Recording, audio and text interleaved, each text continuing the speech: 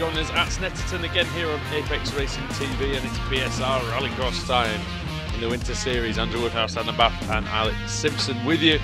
And Adam, we're here again. We were here on Tuesday night for the MX-5s, and this is a good circuit, isn't it? We should see some interesting racing, although there are not many drivers actually here.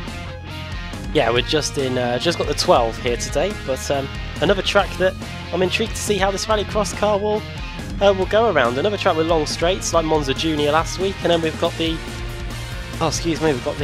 bomb hole and Corum as well. So, and I'm really looking forward to seeing how they're going to take Wilson as well. Maybe a little bit of a handbrake through there too. So looking forward to this one, I think. That could be really interesting. Alex, we don't have many drivers, but the ones we've got are pretty good. Yeah, I still think we're going to see some good racing tonight. I mean, might not have many, but there's some quick guys that are going to battle it out at the front, and then we're going to have good mid-pack. Put my teeth back in. Mid-pack battle as well. Well, 4 races tonight, and 8 laps is the distance, so we'll see how they get on. Will there be fuel issues? That's what we'll be looking out for. And Adam, take us through the grid. You've still got time. Yeah, we've got 20 seconds, and I wonder if everyone else have got penalties or something, because not that much time. Yeah, 10 seconds. Foggy, Hefford, then Avdoka, McFarlane, Thompson, Burke, Stevens, McDonald, Wright, Malcolm. Then it's Elgerson and it's Stuart John. But we are still expecting the rest of them to get onto the grid. There they are. We'll miss it. Yeah, there we go. We've got everyone on the front row. Well, they know the fuel's at a premium, potentially. So we're ready for the start. Green light is on. Want to start by Foggy. Terrible start from Hefford. He was just asleep there, to be honest, because he's down to second. Probably going to be down to third as well. Just Thompson trying to make a move into riches. And off goes Hefford. Smashed into the wall. That's the end of him. Well, we were marvelling about his livery before we went on air, and it's been given a right old den, hasn't it? Well, I don't know exactly what happened there. We'll have to maybe have a look at that in a minute, Alex, maybe at the end of the first lap, but not exactly what he wanted at all. Avdoka made a right mess of the exit of Wilson, and Thompson from 5th on the grid up into 2nd already. Stephen Burke is in that's Ross McFarlane, sorry, in P4, and then Steve Burke in P5. Oh, and Avdoka, I think, hits Thompson. Thompson on the curve, look at that. These rallycross cars don't need much encouragement to go on 2 wheels, Adam, and it's happened again. Thompson hits Avdoka. Now through Corum, we're going to see the sliding, surely. McFarlane looking up the inside, but I think Thompson has the power to just power around the outside. Indeed, he does. Now going into the final corner here, Murray's. And then onto the front of the straight we go again, and yeah, good battle getting for 2nd place here. But yeah, Nicole Foggy is away with this one. 2.4 second lead after the first lap. Much more well behaved on the exit of Murray's than they were on Tuesday night anyway. Burke versus McFarlane. Might be nothing well behaved about this into Richards. McFarlane barely on the course as they go through there. Stevens decides he wants a piece of that as well. He wants to try and get through too. Up the inside goes Burke on the other Beetle. He hits him and he's gone through, and he gets quarter panelled by McFarlane, and but somehow manages to survive that. And that sets the precedent for the evening right there. You scratch my back, I'll scratch yours, I think that was there as we go down the back straight, the Bentley straight. Some version of it at least, wasn't it? And oh, McFarlane very wide under brake. He's never going to make Nelson, is he?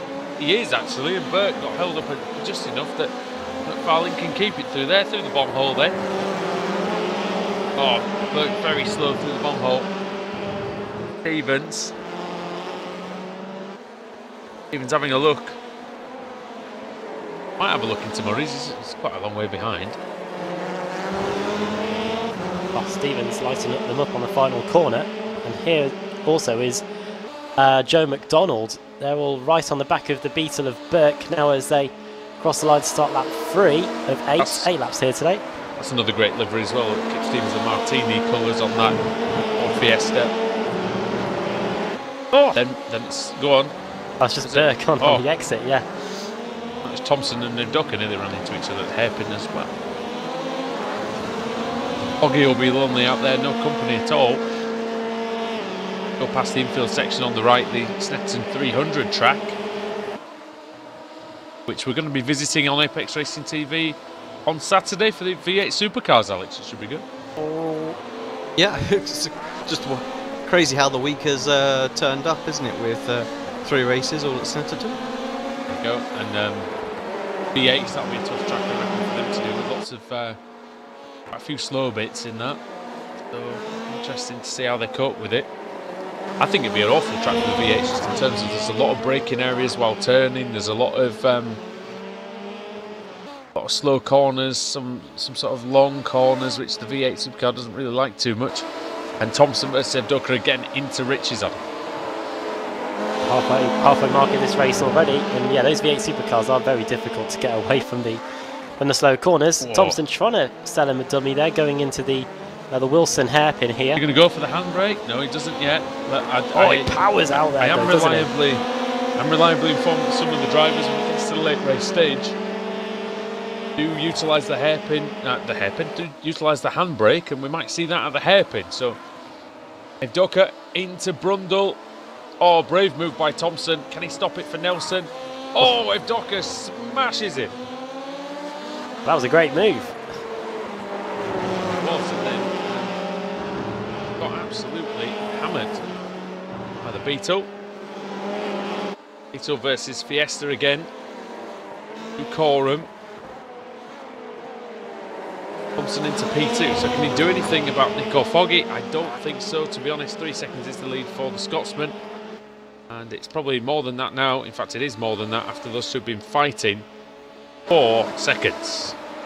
Yeah, he's going to have to go at some rate to get that one as Thompson runs wide through the first corner. Oh, Evdoka! Oh, he clobbers the inside curve, doesn't he? Otherwise, he would have been in for second place. Somebody did that on Tuesday night and came a crop. Oh, they've hit each other now, and there's no holding back from Evdoka. That's foot to the floor. I don't like that sort of driving, really. He's hit him once and he smashes him again. Full throttle, just have that. And yeah, I don't think, Alex, that's the greatest way of going about it once you've hit someone, but yeah, whatever. It's rallycross, isn't it? Yeah, it's just I guess.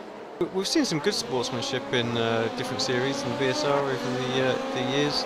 But yeah, one thing we always struggle, and I think it's an iRacing thing more than anything, is that, you know, when cars do go in front of you, that, you know, get out of it, slow down. It does seem to be a mentality of just, you know, let's go. Which I don't know if you just saw that, but Kip Stevens actually did do that just then, because Stephen Burke pretty much went right in front of his nose cone and he hit the brakes to avoid hitting him. So fair play to Kip there. He might get a move out of it because he's closing on the R9 going down the main straight at them, and looks to pressure him maybe into the hairpin. And the Doritos car trying its best to hold on. Thompson nearly repaying the favour there. Don't worry, Josh, at least you don't wait a lap for someone to come round and then pay them back. Burke then versus Stevens, going through the Wilson hairpin and onto the back straight, and Stevens all sorts of crossed up there and loses a few temps as a result. Oh, I wonder who you could be referring to.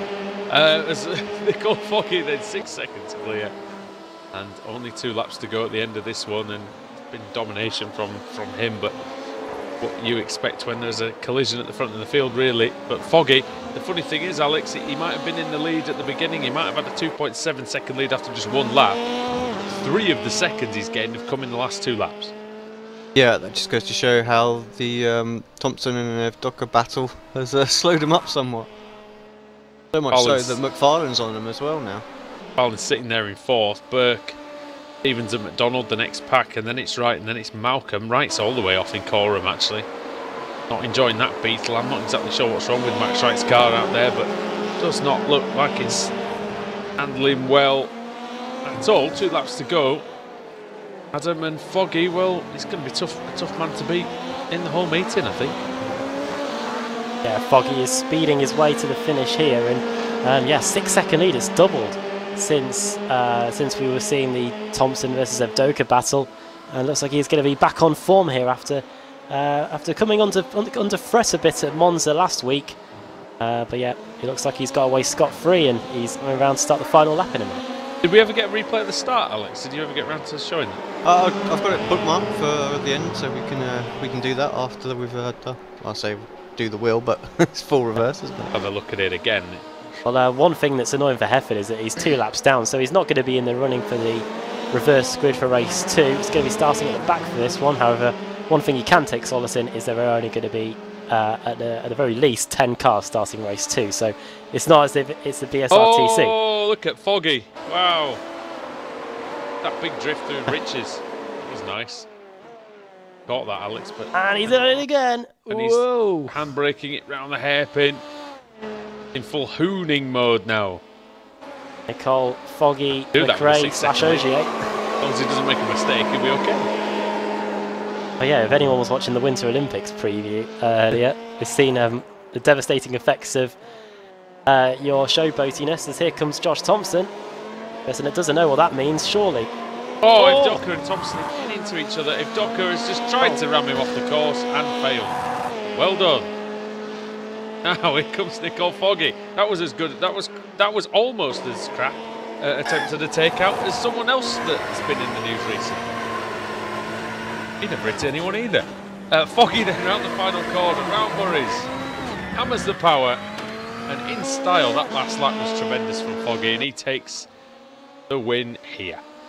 Basically, Thompson managed to get the gap down from 6 seconds to 2 seconds by the end of that lap. McFarlane third, and if Docker deserves exactly what he got by losing 2 positions there, that was stupid as anything. As Burke and Stevens coming across, 0.2 of a second apart. Oh, and off is Max Wright. Oh, In the big final one. corner. Oh, he just kept the power in, didn't he? And ended up in the fence, and very nearly managed to recover it in time to stay ahead of Scott Malcolm, but that wasn't going to happen, I'm afraid. Oh, Malcolm getting hit by the upside down nets right after the finish line. Looks like Hefford's already got on the blower to Josh Thompson about what happened in the first corner. We'll probably get a replay of that in a minute, but we will. Can we get that now, actually? Yeah, before we Alex, ready for the finishing one. they know what the results are going to be. They know the full grid needs to go to. We might as well do it now. Let me get that up. Just got the results on the screen right now. Cars that started inside the top 10 that finished there, all of them. Holy Grail has cometh. We did have that once, didn't we? I think once as well. I think, but in fact, everyone pretty much finished. Nobody gained more than 2. Oh, Josh Thompson gained 3 places. But Malcolm gained 2. They were the only people really to move forward any more than just 1 place. Nicole Foggy saying it's the most difficult track so far for these cars, in his opinion. Well, didn't look to make it too difficult out there. Alex, what have we found? Yep, just about to see the replay now. They're just all formed up at the start. Who do we need to focus on here? Hefford and Thompson. Hefford gets a terrible start. Thompson sees the opportunity, and then let's see what we get. It's just a massive overreaction, isn't it, from Hefford's car? If I'm honest, see if we can get a better. Because it was only a better little angle. contact, really, I think, wasn't it? Yeah, the contact was small, so for the car to react like it did, seems a bit crazy. I'm going to have a look at it again. So, ended up being almost exactly the same angle. Alright, we'll try one more. oh yeah, it was the tiniest little nudge. I mean, under braking, I guess, makes it worse, but yeah, right. That car was a bit too bouncy, wasn't it? That was not a great angle either, unfortunately, but it just seems over the top. So, Did the Thompson tiniest touch. You know? Thompson move across on Hefford slightly? Yeah, a little bit. But it I think wasn't you'd always a lot. expect to move a little bit over to the left, Yeah, going especially into when you're on the right-hander. brakes. Yeah. So I'm not He surprised it was moved a little over bit. about 1 foot, something like that. Exactly. It wasn't huge. It really wasn't huge. Difficult one to call. I wouldn't like to be a steward on that one, but then I forget there isn't any. We'll be back for race 2 after the break then on Apex Racing TV as we return for more Rallycross.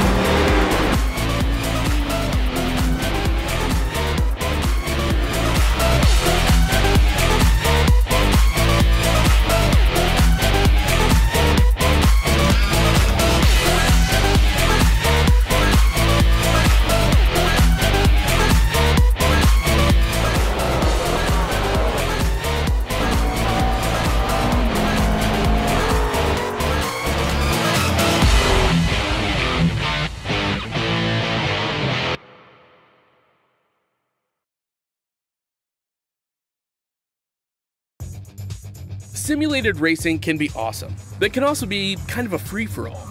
Interestingly, auto racing faced the same problem in its earlier days. Whether it was on the back roads, the beaches, or the city streets, the racing was fun. But there was always a certain level of chaos and danger, until some folks came along and put some order to all of this. Stuff like official racetracks, regulations about weight and equipment, and enforcement of standards. That's what gave us high-speed excitement, fast-paced action, and photo finishes. That's when racing became racing. The guys over at iRacing.com have made the same transformation in the world of sim racing. Sure, they've got the most accurate tracks and realistic cars out there, but that's just the start. See, iRacing analyzes the performance and results of each driver in every race, so you can be sure you're always placed in races where the competition will be tight, and that those reckless drivers who ruin it for us all are kept in the pits. Not to mention that with over 45,000 active members already in their vast community, you can find races day and night, so you can always get in on the action. You can even join a league of your favorite series. And since updates are always automatic, you don't have to worry about software and can focus on the track. Zip up your fire suit and check out iRacing.com.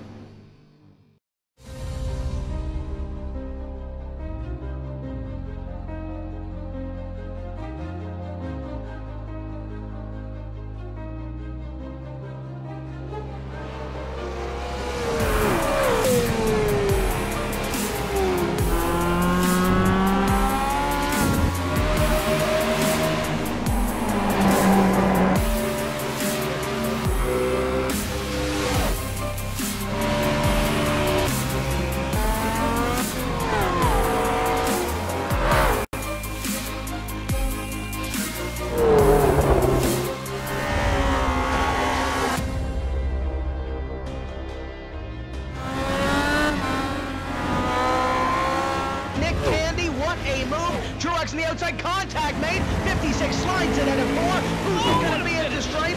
Dead even, give it to Ryan Truex. Truex is your winner over Tandy.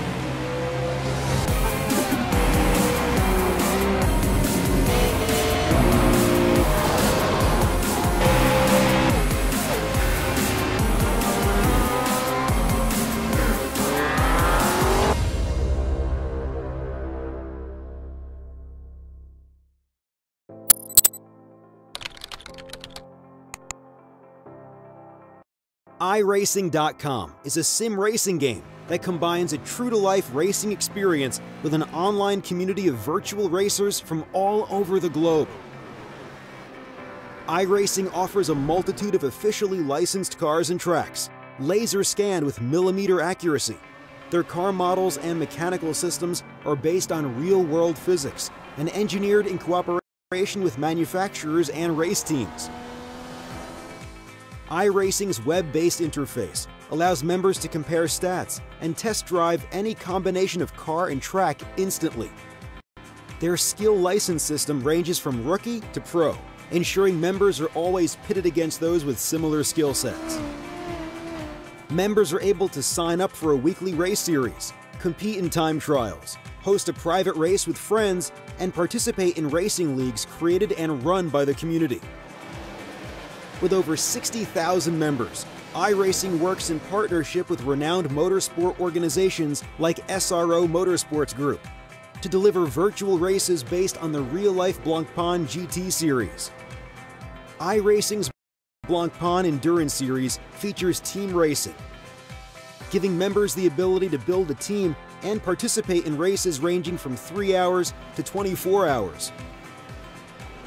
Additional partners include NASCAR, IMSA, V8 Supercars, IndyCar, allowing members to race in their very own 24 hours of Spa, Bathurst 1000, Daytona 500, and many more.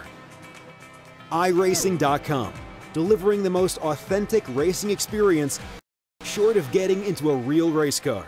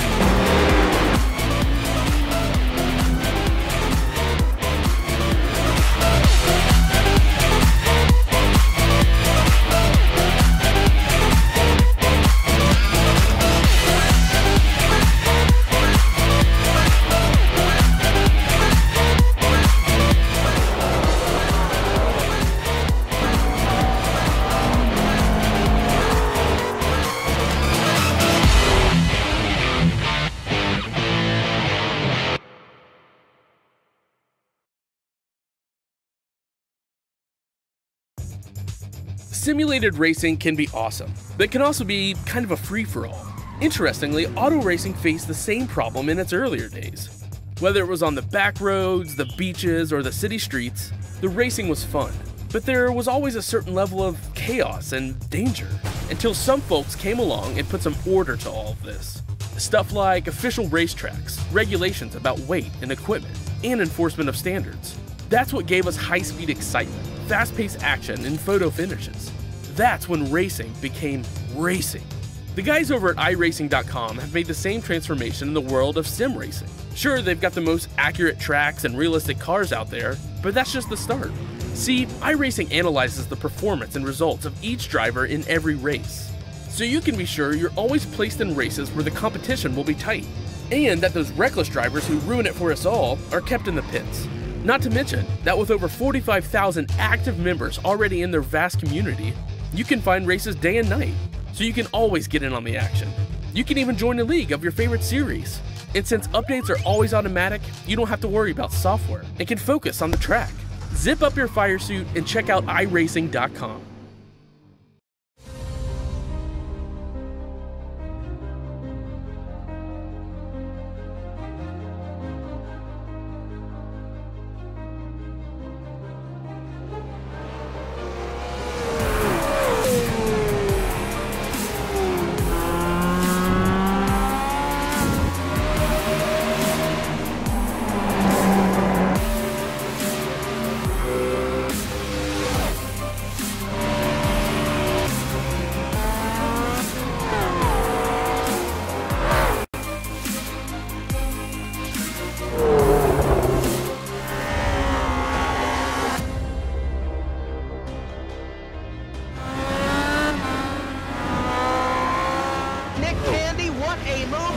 The outside contact made. 56 slides it at a 4.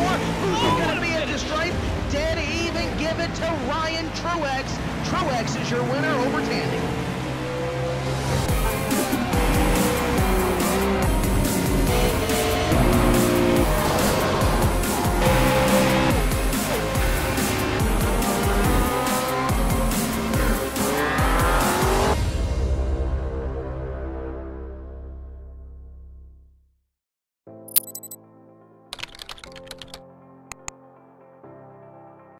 iRacing.com is a sim racing game that combines a true-to-life racing experience with an online community of virtual racers from all over the globe.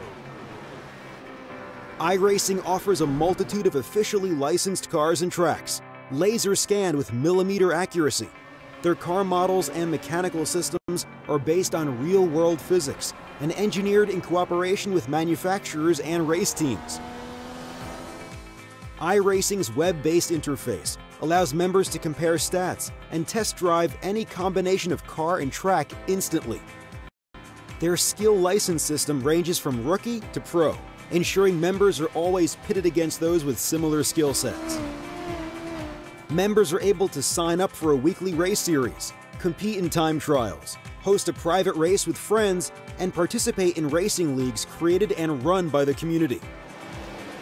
With over 60,000 members, iRacing works in partnership with renowned motorsport organizations like SRO Motorsports Group to deliver virtual races based on the real-life Blancpain GT series. iRacing's Blancpain Endurance Series features team racing, giving members the ability to build a team and participate in races ranging from 3 hours to 24 hours. Additional partners include NASCAR, IMSA, V8 Supercars, IndyCar, allowing members to race in their very own 24 hours of Spa, Bathurst 1000, Daytona 500, and many more.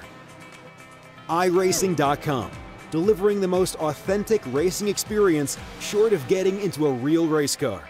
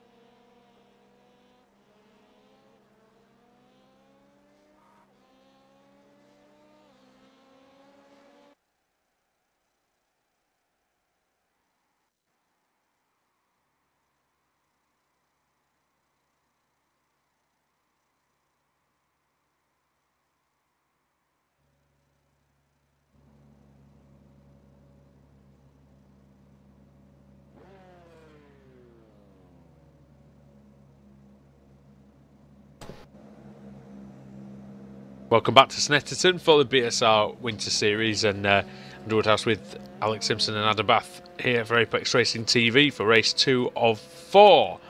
If effort on the pole, Adam, and should be interesting. Yeah, he was 2 laps down, but yeah, he's still been given the pole anyway. And yeah, he's going to be starting now. We've got 10 cars for this one. Apparently, Forstein Helgeson can't get into the session, so I don't think I'm going to be seeing him for the rest of the evening. 10 cars with our race 1 winner Foggy starting at the back. And he who shall be last shall be first. So Hefford ready to get us underway. Hopefully he can go a bit further than turn 1. Yeah, let's hope so. Here we go. Ready for the start.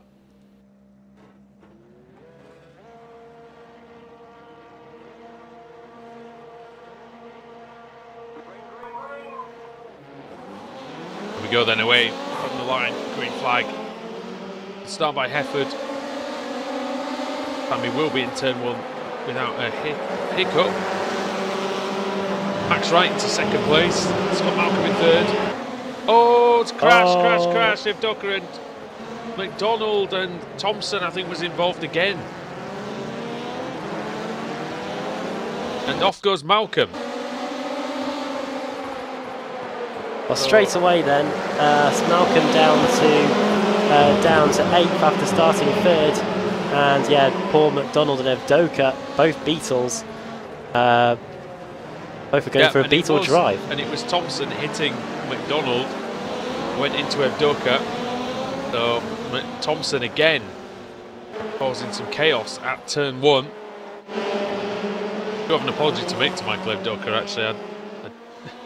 That was not good judgment on my part. So he had damage on his car, so apologies there for suggesting that he intentionally took out,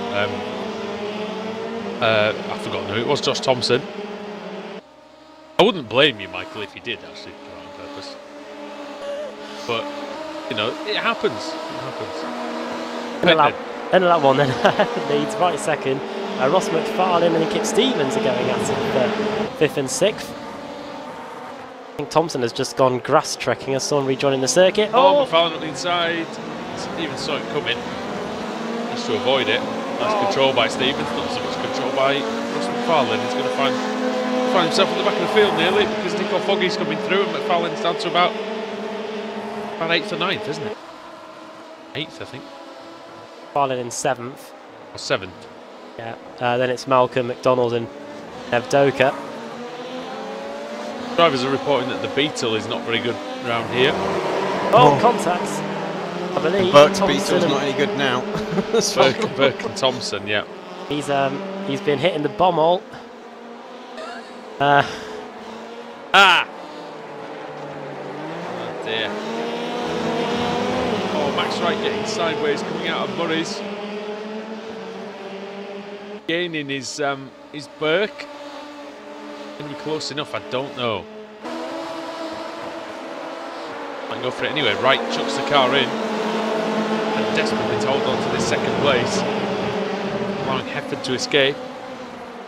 Burke thinks about having a look. Oh, he leaves the door open nearly, Max Wright, and that's dangerous. Dangerous where there's no penalties to be had. Well, Thompson's found some space. 3 wide. This is not going to go well. Alex, I'm covering my eyes here, mate. Yes, probably a good bet. Here we go, on the brakes, Wright sensibly gets out of it. It's now down to the 2 of them. Running outside goes Burke. Thompson on the curb. And that results in Burke up to 2nd, and now here comes Nicole Foggy up the inside. That's really shafted Max Wright, hasn't it? Because Thompson getting on the curb just completely arrested his momentum. Allowed Foggy to go through. This is the battle to watch, really. You've got the quick cars fighting their way through. Just behind Max Wright is Ross McFarlane. He's now trying to get past the kaleidoscope of colour that is on that Beetle. Don't think they're going to be able to catch Hefford though. He's already 5 seconds in front, and Alex only 5 laps to go already. Crazy how quickly these races are ticking by as Kip Stevens goes up the inside of Max Wright there. Max Wright dropping down big time, isn't he, in his Hot Wheels car. So Hefford away. So got a hit, but you know, give him a nice little lead in the second race. So less racing than actual break between the races at the moment. Feels like an American football match. Feels like a NASCAR race. Well. More cautions. At least we don't have made-up cautions here on Apex Racing TV. On iRacing, indeed. We're on iRacing Live, of course, tonight. Welcome everybody who's joining us here for this. Yeah, in the truck series, I believe they do have a caution clock. Where, that's rubbish, I'm sorry. If nothing happens, they've got to bring one out. Onto lap 6 then. What a load of crap that is, by the way. That is a useless idea. Thompson to the outside. This might be a brilliant idea. We can pull this off. Or no. Whose bright idea was that, Alex? Let's penalise people for not crashing. Perfect idea, isn't it? Typical. Bloody hell, just make the races shorter if you're going to do that. Here's Burke. And Foggy. Foggy's got a great run there, didn't he? You're going to complete it on the outside. Burke's late on the brakes, struggling to contain the Beetle, you see there. Needs to be careful that Foggy doesn't hit the curb. Thompson just decides he's going to hit the curb anyway. He loses it. He's lost 3 places. Got that all to do again, Adam. Josh Thompson. He's got it all to do again now, down to 6th place. Got enough time, I reckon, to try and get back up to them. There's 3 laps to go to get some high. Falling almost into Burke. Stevens is having a good race, isn't he?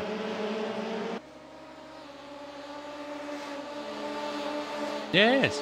Yeah, 5th place, but he's right in the mix. He's not dropping back, is he? So I was just trying to find him, actually. I was like, where is he? That's a 5th, still right running in the middle, 5th. but having a, like you say, got a chance still of a podium here. I think Foggy's going to start to stretch away now. Oh! Now that's a handbrake. If I saw one. Oh no, he might need it again. Oh, and Thompson's hit. No amount of handbrake was going to help there. He's got him well and truly this time.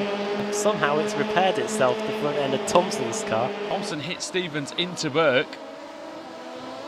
Burke's not going to be happy about that. Yeah, Thompson doesn't have any damage, but Stevens does. Go figure. The whole bonnet got ripped off, the whole front end of Thompson's car got ripped off and then got magically put back on again, so... That's a fast repair. in action. Won't be long before somebody tries to repair stuff in race, I tell you. Le Mans or something. Can't afford a pit stop. Send a guy out there with a drone or something. And land on the car. Hit it with a hammer.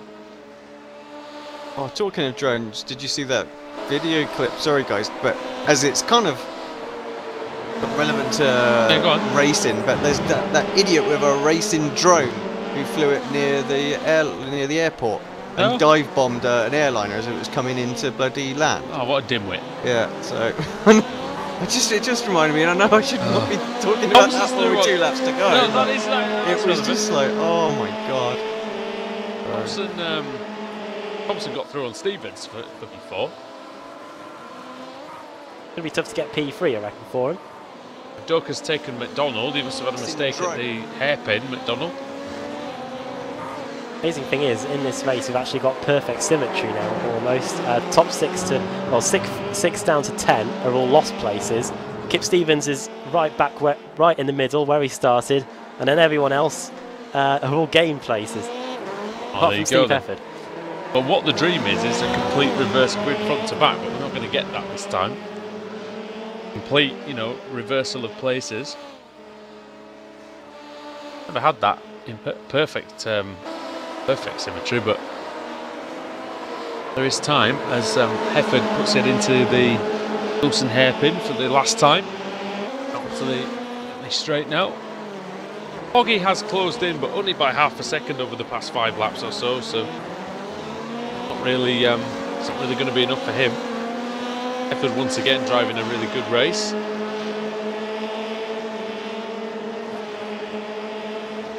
Ooh. Wide there, just bomb hole, and then Coram and Murray's. We go. Here is Coram. Long corner this. Very long right-hander. Got to be so careful when you brake here. You've got to really get it straightened up. Here he comes out of Murray's, and he's going to take race 2 of the evening here at Snetterton. Well done to him. Foggy going to get second. Good way to do it. Oh. McFarlane third. Thompson fourth. Couldn't get to the podium in the end. Stevens fifth. Max Wright is going to come across the line. Managed to salvage the sixth. Malcolm and Burke. It's Burke that's going to finish ahead of Malcolm. He got that place on the final lap, and then it's the battle for last between McDonald and Evdoka, the 2 cars that were off in the first corner. McDonald gets 9th, and Evdoka gets 10th, but will be on the pole for race 3. Yeah, we'll see what the Beetle can do on the pole position.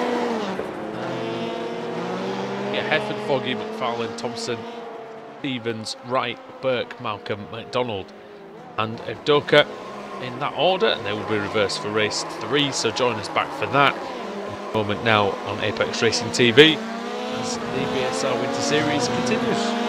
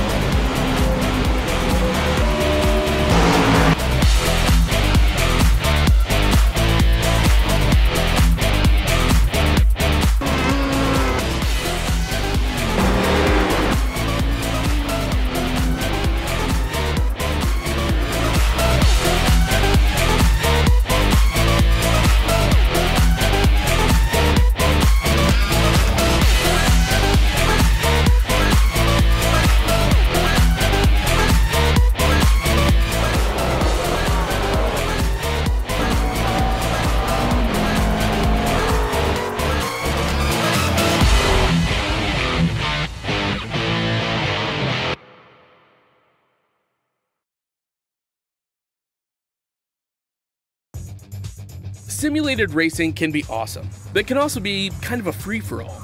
Interestingly, auto racing faced the same problem in its earlier days. Whether it was on the back roads, the beaches, or the city streets, the racing was fun. But there was always a certain level of chaos and danger, until some folks came along and put some order to all of this. Stuff like official racetracks, regulations about weight and equipment, and enforcement of standards. That's what gave us high-speed excitement, fast-paced action, and photo finishes. That's when racing became racing. The guys over at iRacing.com have made the same transformation in the world of sim racing. Sure, they've got the most accurate tracks and realistic cars out there, but that's just the start. See, iRacing analyzes the performance and results of each driver in every race, so you can be sure you're always placed in races where the competition will be tight, and that those reckless drivers who ruin it for us all are kept in the pits. Not to mention that with over 45,000 active members already in their vast community, you can find races day and night, so you can always get in on the action. You can even join a league of your favorite series. And since updates are always automatic, you don't have to worry about software and can focus on the track. Zip up your fire suit and check out iRacing.com.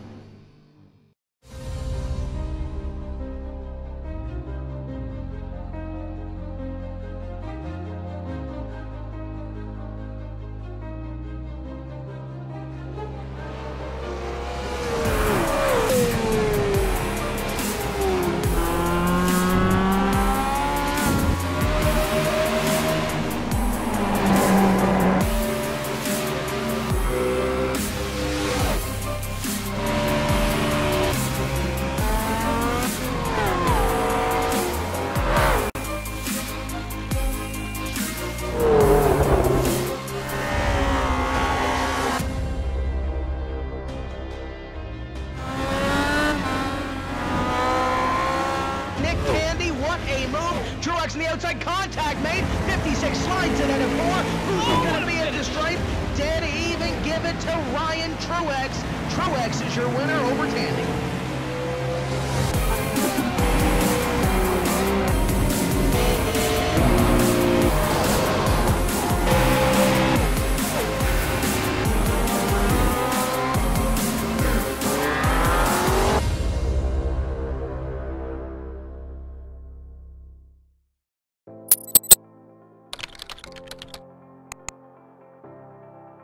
iRacing.com is a sim racing game that combines a true-to-life racing experience with an online community of virtual racers from all over the globe.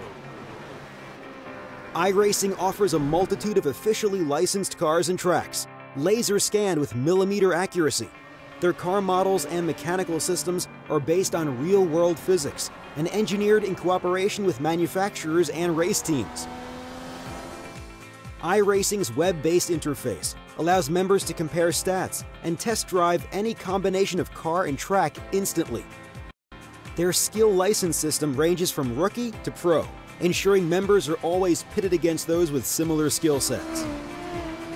Members are able to sign up for a weekly race series, compete in time trials, host a private race with friends, and participate in racing leagues created and run by the community. With over 60,000 members, iRacing works in partnership with renowned motorsport organizations like SRO Motorsports Group to deliver virtual races based on the real-life Blancpain GT series. iRacing's Blancpain Endurance Series features team racing, giving members the ability to build a team and participate in races ranging from 3 hours to 24 hours. Additional partners include NASCAR, IMSA, V8 Supercars, IndyCar, allowing members to race in their very own 24 hours of Spa, Bathurst 1000, Daytona 500, and many more. iRacing.com, delivering the most authentic racing experience short of getting into a real race car.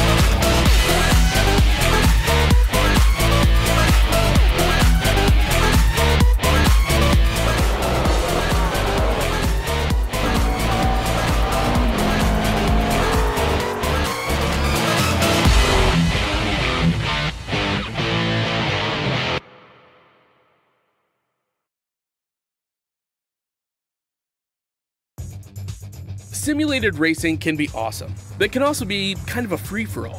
Interestingly, auto racing faced the same problem in its earlier days. Whether it was on the back roads, the beaches, or the city streets, the racing was fun, but there was always a certain level of chaos and danger.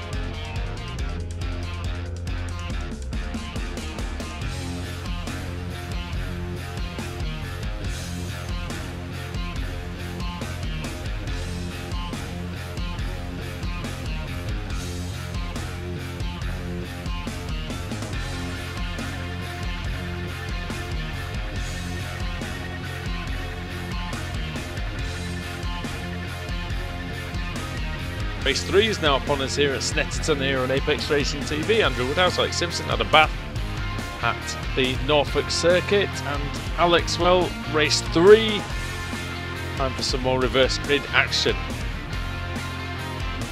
Yep, looking forward to seeing what happens then. Down to 9 cars, unfortunately, so let's hope they all stick together like glue for this one and just have an almighty battle out there. Dear me, 9 cars, Adam. Well, if we could go around on a tea tray on wheels and get some points. Quickly becoming that Agatha Christie novel. I wonder if we'll end up with, and then there were none at the by the time we get to the final race of the season. This isn't Murder on the Orient Express, is it, really, by any stretch of the imagination? But never know. Well, running through the starting grid then. Starting on pole is Michael Evdoka, second Joe McDonald, third Scott Malcolm, fourth Stephen Burke, fifth Max Wright, sixth Kip Stevens, seventh Ross McFarlane, eighth Nicole Foggy, ninth Steve Hefford. And yeah, the one car that we are missing is Josh Thompson. So we will wait and see. Oh, he's not going to turn up, but unless they kicked him out. I don't know what goes on this series, so I don't know whether I can say or not. But yeah, we all are ready. We're just waiting for Michael now to get on the grid, and we'll be ready to go. Indeed we are, and ready for another 8 laps. Hello, Michael. Come on, get on the grid. We will do, just as the fuel, I think. There we go. Yeah, it's just for the fuel, I think. Right, here we go, ready for the start then. Red lights are on.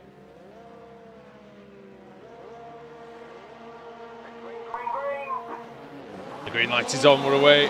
False start at the back by Stevens. They've got away well. McDonald. Okay, start as well. Burke and Malcolm side by side into turn 1. They nearly hit each other. Off goes McFarlane over the grass on the inside. There'll be a slow down penalty, no doubt. Oh, Burke so late on the brakes and spins. Oh no, he's made a right mess of that. Malcolm, he's cutting the course now. Oh, Max Wright's been spun. Not good if you're a Beetle so far in this one. Oh, well.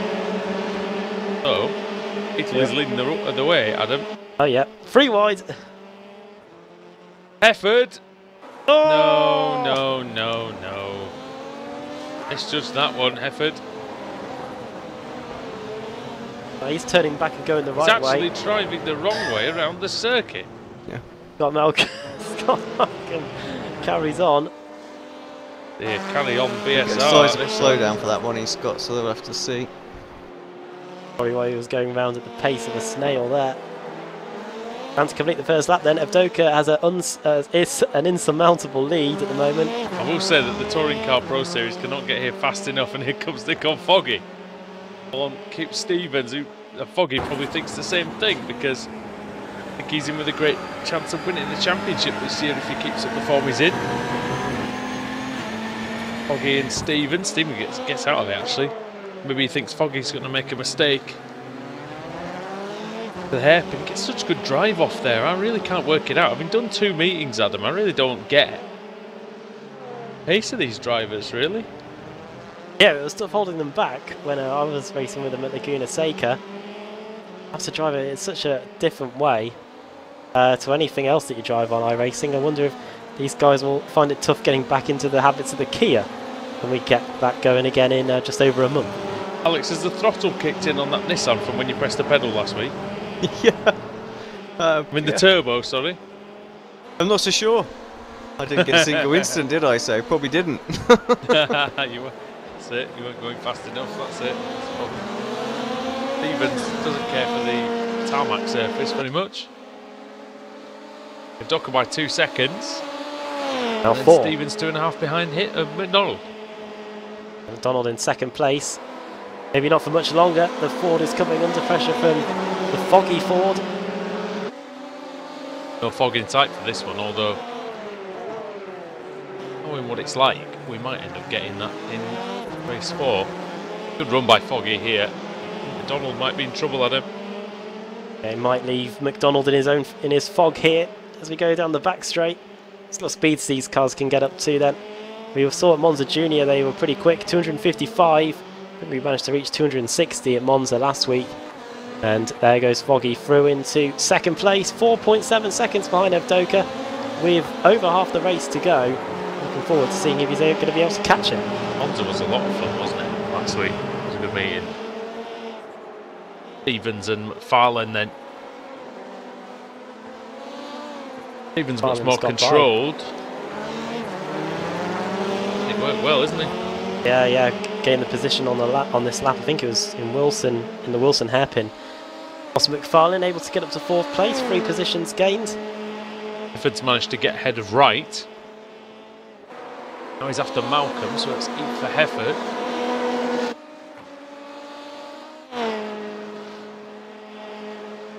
Not going to get much further than Malcolm is. He burks 9 seconds up the road from Malcolm after they're coming together.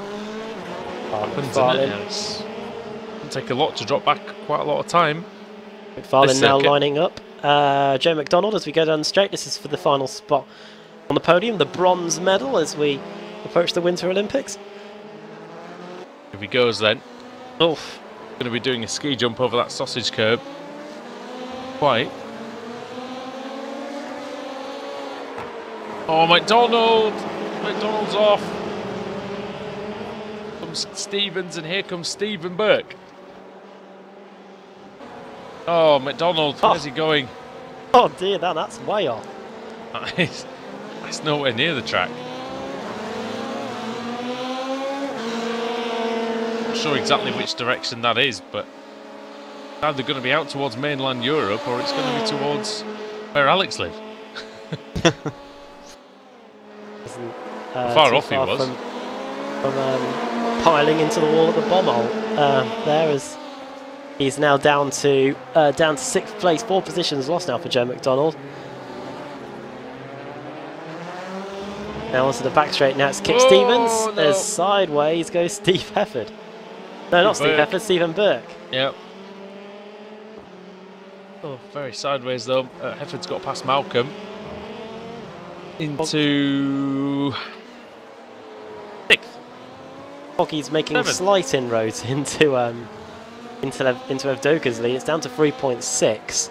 On the previous lap, he was only just a tenth of a second quicker, so he's going to have to go quicker than that, I think, if he wants to get to the Beetle by the end of this race. Delivery as well on Evdoka, which doesn't look to have a single scratch on it at the moment, the V-Power Beetle. 3 laps to go. These 9 intrepid warriors who are left. I think warriors is the right word, actually. The amount of times they went to battle with each other. Fastest lap of the race, Nicole Foggy. 3.1096. And there's life in the tyres yet in this Ford Rallycross Cup. I'm impressed with that. Although Snetterton's quite a fuel-dependent track, isn't it? With low corners, and you've got to be quite nimble around here. So as the fuel wears down, Alex, I think you're going to see the lap times improving. Yeah. I mean, obviously they run with the cars almost dry, so you'd have to think from full tank to near the empty. It's got to make a difference. Wait.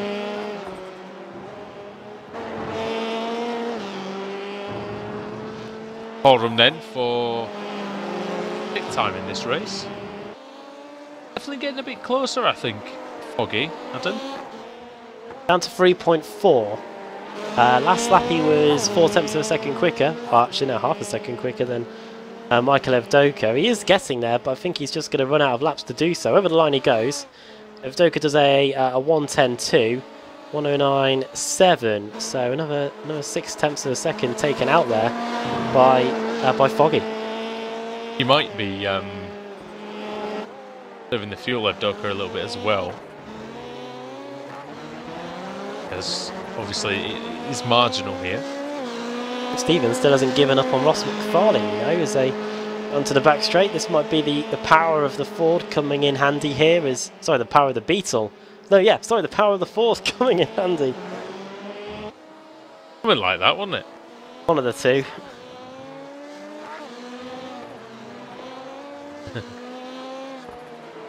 Stevens and Farlane, then third and fourth.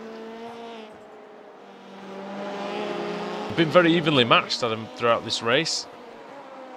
Stevens is better through this part of the track, though, in Coram. Going through it now. And to the final corner, you can see he goes up the inside there, takes a little bit of time out. Interestingly enough, at the front, the gap has come down to 2.6 seconds, 1:10.4, 1:09.8. So another half a second taken out there by Nicole Foggy. However, on the final lap, and he's going to have to close up 2.6 seconds if he wants any chance of winning this one. Which not going to happen, is it? But done a good job, Foggy, to get a little bit closer in. Evdoka having finally not been taken out on lap 1 or 2, and they managed to get a win, and welcome win for him as well. Welcome win for the Beetle here, because it doesn't seem like the Beetle's very strong around Snetterton, but Evdoka's making it work around Coram. Just Murray's bent to go.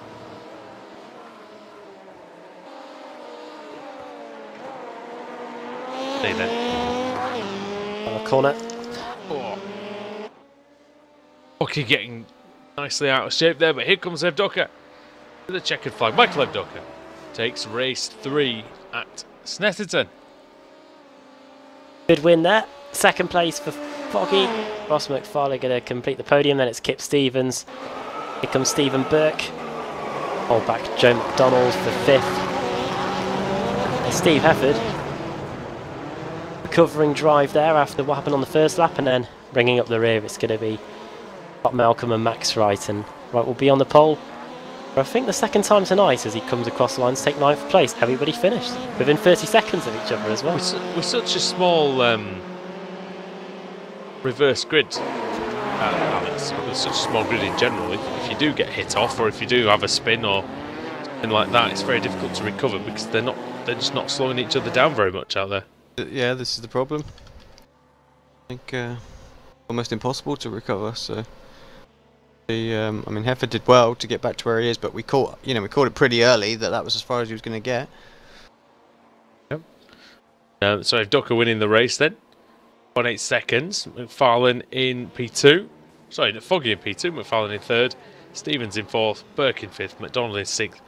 Hefford 7th. Malcolm in 8th, and Max Wright in 9th. And we're going to be back then to see Max Wright and Scott Malcolm on the front row when we come back on Apex Racing TV for the 4th race of the evening here at Snetterton.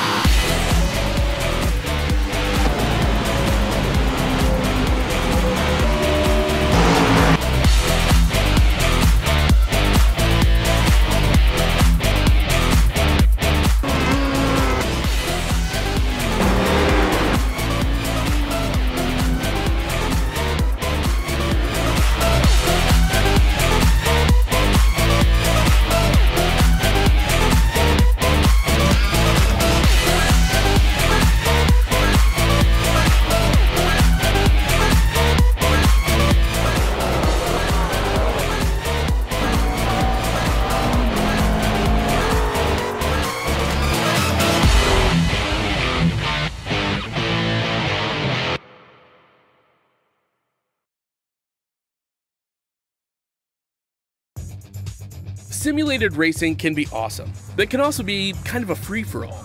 Interestingly, auto racing faced the same problem in its earlier days. Whether it was on the back roads, the beaches, or the city streets, the racing was fun. But there was always a certain level of chaos and danger, until some folks came along and put some order to all of this. Stuff like official racetracks, regulations about weight and equipment, and enforcement of standards. That's what gave us high-speed excitement, fast-paced action, and photo finishes. That's when racing became racing. The guys over at iRacing.com have made the same transformation in the world of sim racing. Sure, they've got the most accurate tracks and realistic cars out there, but that's just the start. See, iRacing analyzes the performance and results of each driver in every race, so you can be sure you're always placed in races where the competition will be tight, and that those reckless drivers who ruin it for us all are kept in the pits. Not to mention that with over 45,000 active members already in their vast community, you can find races day and night, so you can always get in on the action. You can even join a league of your favorite series. And since updates are always automatic, you don't have to worry about software and can focus on the track. Zip up your fire suit and check out iRacing.com.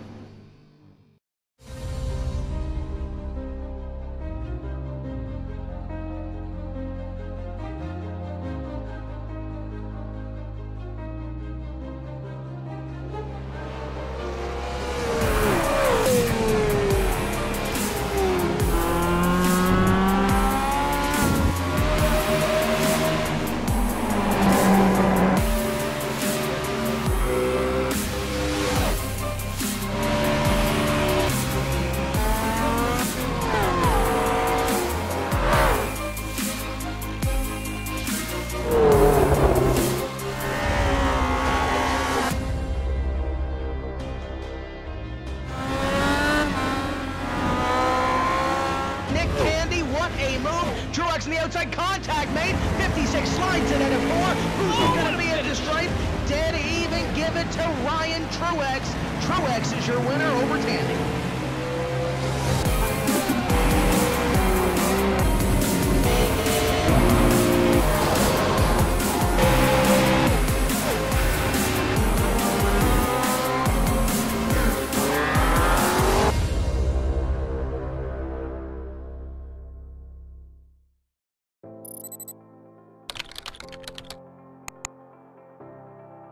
iRacing.com is a sim racing game that combines a true-to-life racing experience with an online community of virtual racers from all over the globe. iRacing offers a multitude of officially licensed cars and tracks, laser scanned with millimeter accuracy. Their car models and mechanical systems are based on real-world physics and engineered in cooperation with manufacturers and race teams.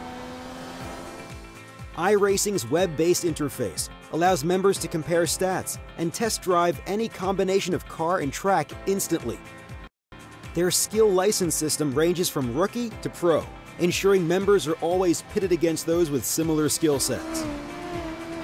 Members are able to sign up for a weekly race series, compete in time trials, host a private race with friends, and participate in racing leagues created and run by the community. With over 60,000 members, iRacing works in partnership with renowned motorsport organizations like SRO Motorsports Group to deliver virtual races based on the real-life Blancpain GT series. iRacing's Blancpain Endurance Series features team racing, giving members the ability to build a team and participate in races ranging from 3 hours to 24 hours. Additional partners include NASCAR, IMSA, V8 Supercars, IndyCar, allowing members to race in their very own 24 hours of Spa, Bathurst 1000, Daytona 500, and many more. iRacing.com, delivering the most authentic racing experience short of getting into a real race car.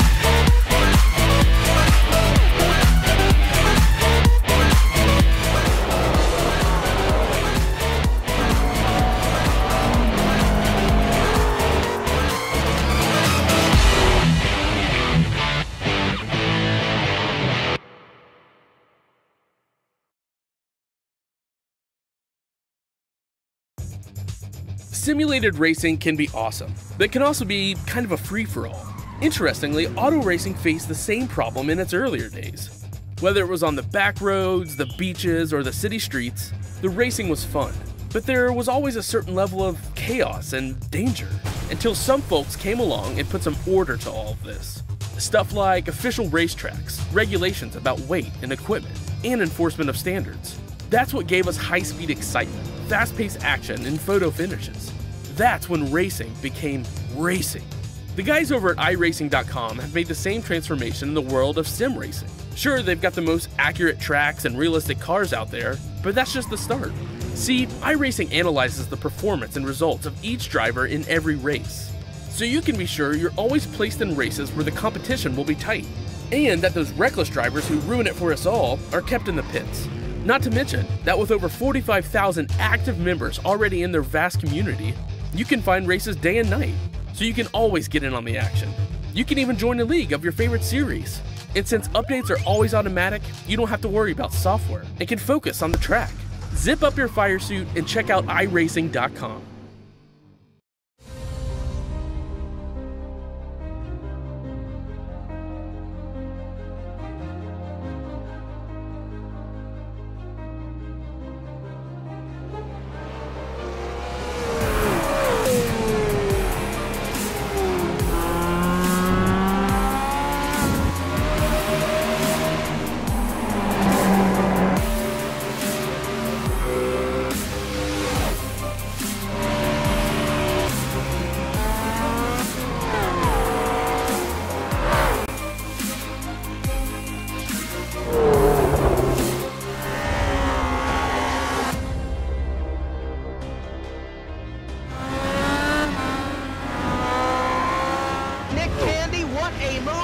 On the outside, contact made. 56 slides in at a 4.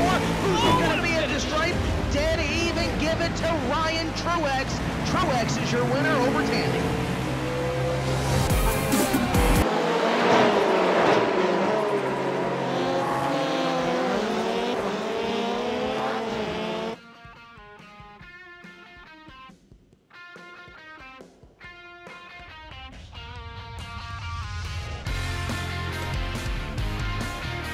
The final race of the evening here at Snetterton in the BSR Winter Series with the Rallycross cars. Andrew Woodhouse, Adam Bath and Alex Simpson for Apex Racing TV. And Adam, the grid mixed up once again, obviously with the reverse grid, and should be some interesting action out there. Now watch Nico Foggy from the second row. Wonder we could have a good one here. 9 cars again. Max Wright starts on the pole, then it's Scott Malcolm in second. Hopefully they able to have good races as a result. They've only gone backwards so far. Steve Hefford third, Joe McDonald fourth, and it's Burke, Stevens, McFarlane, Foggy, Evdoka, and that's the top 9, and we're ready to go. Right, Foggy, yeah, on the row. Sorry, not the second row. Here we go. Ready for the green here. Put away. Oh, awful start from Malcolm. He really bogged down. Max Wright got away really well. Steve Hefford already up into second. Could be a bottleneck here into Riches. Oh, clear contact. It's Stevens is around. Stevens and Evdoka. Stevens was dawdling a bit on the entry, I think. Beetle had nowhere to go, really. Stevens has given up. The thing is, I was looking at Stevens and just turned away when he went off. But yeah, Hefford for the lead. He's got it. Yeah, nice easy move into Brundle. Maintained it through Nelson. Wright's got Burke for company. Malcolm, Fallon, McDonald and Foggy are nicely packed.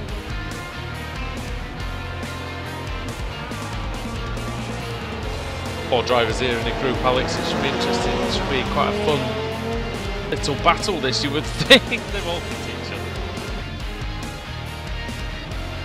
Watching the front, let's have a look at the second pack, like you say. So they're going to have some fun, I think. They all hit each other in that final corner. Here comes car 4, Foggy. The inside of McDonald. McDonald seems to struggle with the fast corners, Adam. He seems to be getting understeer. Yeah, usual trait of these cars as he blinks a bit foggy there. What's that? That is... Oh, Max Wright. Oh, dear. He's been hit by Stephen Burke. Well... Oh, he did go wide, though. He went, not wide, he did get out of control a little bit, Max Wright. Slid the car, and Burke really had nowhere to go. Yeah. Now Wright's with Evdoka. Oh, his last place now. Oh, well, second to last place. 7th. Scott Malcolm versus McFarlane. Epic battle this. Versus Foggy. Foggy going to have a go into Murray's. It's going to be difficult. Foggy's gone from 7th to 5th in the space of a lap. This could be 4th as well if he gets a good run on Malcolm. Malcolm got a good run though. Good as he can get out of Murray's anyway. Given the poor mid-corner speed that he took. He had him at the line by just a few hundredths. He maintains it in Riches. That's a good piece of driving by Scott Malcolm. Stay ahead of Foggy.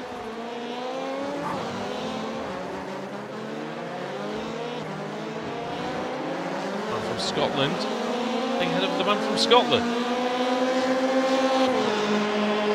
Didn't think that one through.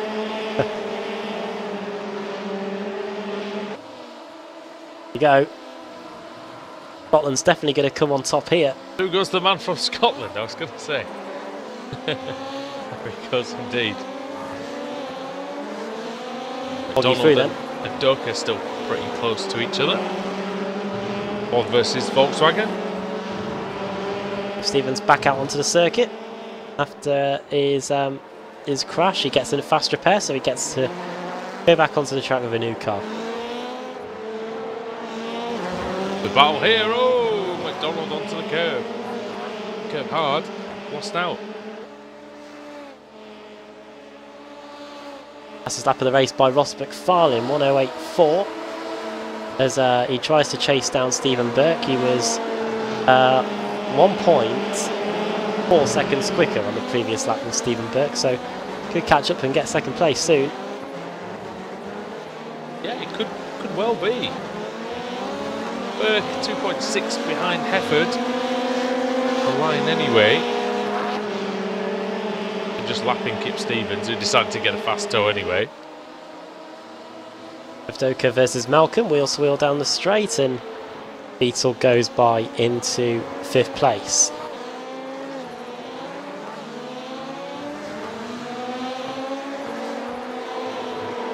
Well then, race order then on lap 4, about to start lap 5, it is Hefford, then it's the Beetle of Stevens, but he is a lap behind. Then it is Stephen Burke, so it's not the Beetle of Stevens, is it? It's the Ford Stevens. No.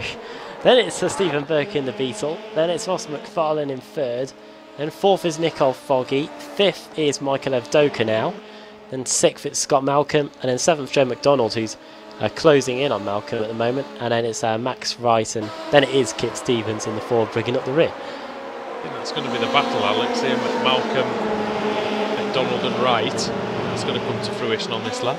Yeah, that's looking like our most exciting, I think, out there. Do you think it's going? I think it's going to be moving to. I thought it was going to be moving to Brundle, and McDonald makes a right catch at that. Yeah, and yeah, Wright gets a really good run, and also Burke, I think, maybe trying to shape up. Oh no, this is McFarlane. Sorry, shaping up on Burke and side by side as well. Around him as well. On the outside goes second place. Ross McFarlane. Foggy just chilling in 4th at the minute, but have something else really to could have something for Stephen Burke, you would think, and he's going to have it now. I think his Burke is really wide. Really wide, not a lot of momentum there for him, Adam. Who's going to get the position at the line, I think, is just going to be Foggy, the smallest of margins, and that is the Northern Lights Racing Ford up into 3rd position. 3 laps to go then, lap 6 of 8. Lap 2, Steve Hefford is 4.5 seconds. This is going to be a much taller order if Hefford and McFarlane and Foggy want to get the win in this one, because Hefford has been putting in some good lap times recently. Yeah, he has, and Steve Hefford really comes to life in these Winter Series races, doesn't he? Whether it's in the Mazda MX-5 or whether it's in the rallycross cars. The Kia Optima always seemed like it was a little bit tough one for him to handle, but these cars look. He looks right at home, Alex, in these. It just seems to enjoy driving them, doesn't he? That's the thing. More fun, that might be the key, isn't it? Really. Don't want to get stuck driving something you don't enjoy. I think that's the problem with a lot of the Kia drivers. I think they feel like they're tied to it. Although it's quite a fun car to race, is the Kia Adam, isn't it? And that's the thing, is that the main point of that car is that it's not supposed to be an amazing car to drive, but it is good when you're in and amongst other cars. It really is. And at the moment, we're waiting for that season to get underway again, aren't we? In March, the BSR Pro Series at Silverstone. A lot of new teams, new drivers, and look at this as the battle for second place now heats up. I'm eagerly awaiting the Pro Series. I think it's going to be great, and it's two drivers who I think are going to have quite a lot to say about that BSR TC. McFarlane and Nico Foggy, I can see them being in the showdown. They have a good run. I must admit it's getting harder and harder for them to get into the showdown. Quality in that field, but I'd say these two Northern Lights Racing boys are well capable of doing that. It's going to be a shorter showdown as well, 5 weeks as opposed to the 7. It's going to be even closer when we go to Daytona in November 2018 to decide the champion. Yeah, a long way to go until then, but I'm sure it will seem like 5 minutes by the time we actually get there. White flag is in the air for these two, and it was for Steve Hefford a few seconds earlier. What are these two going to do? Yeah. I think it might have been Kip Stevens having a bit of fun, I don't know. Yeah, I think he's drifting in around. But Hefford, Alex, he's gone for his second win of the day. If he keeps it up, although he's weaving down the straight for some unknown reason. Yeah, I'm not sure why, but whatever, he can do what he wants, I guess, can he? He's 4 seconds clear, as long as he doesn't bin it. Foggy's off. Been a crash between the Northern Lights Racing cars, but here comes Steve Hefford. He's coming round Coram, and he's going to pick up his second win of the day if he can just hang on for one more corner. Over Murray's Bend then, literally over it, over the curb. Powers to the line, and Steve Hefford takes the final race of the day here at Snetterton. Farland's going to get second, Burke is going to benefit and get third place, and I think Nico Foggy is just going to hold back Michael Evdoka. Picking the rest of them for 4th place. But Malcolm going to come across the line and take what won't be 6th place. It's Max Wright and Joe McDonald that both benefited on the last lap, and Scott Malcolm unfortunately finishes in 8th place. 2 places lost for Malcolm. He's not going to be happy about that.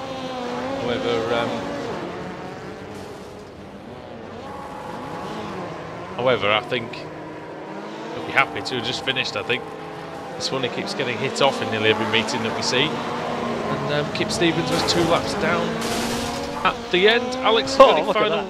They're crashing away there. Yeah, that's just what I was looking at as well. Got any final thoughts of the night's racing then? It was wasn't the most entertaining one we've had, but no, I have to say, I think you know, I don't want to sugarcoat anything out there, because right now what we're seeing is obviously numbers dropping. A few core people. We've only got a couple of rounds left now of the championship, and I have to say it was a lot of fun when there was around about 20 cars in there. It seemed like the sweet spot. It's just dropped off and tailed off, and yeah, I just want to see a little bit more. The last couple of weeks have been good with the track selection. This was okay, but wasn't the cars really on there to spice it up. So yeah, I'm hoping to get maybe back up to 16 next week. I think that would be a good close to the season. A couple of races with 16 cars would be nice.